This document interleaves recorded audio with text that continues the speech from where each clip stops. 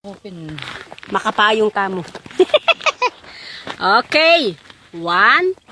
Ay, naka-video na eh. Video na eh. Hmm.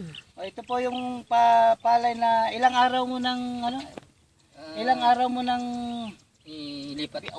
Binabad po sa King Humus po ito. Tinanim lang po nung 13. Sinabog. O sinabog. 13 lang po nung sinabog niya. Ano na po petsa ngayon? 19. So 6 na araw pa lang po ito. Tignan nyo. O. 6 na araw pa lang po ito. Pero tignan mo, ang ganda na ng kanyang labas ng palay niya. Ito po yung binabad niya po ng King Humus po at saka po niya isinabog dito. Maganda po yung preparation niya at sinunod niya po yung protocol po natin sa company. Bali yung pinagbabara niya, in-spray mo rin dito para. In-spray mo yung ano. Saka binabad ng 12 hours.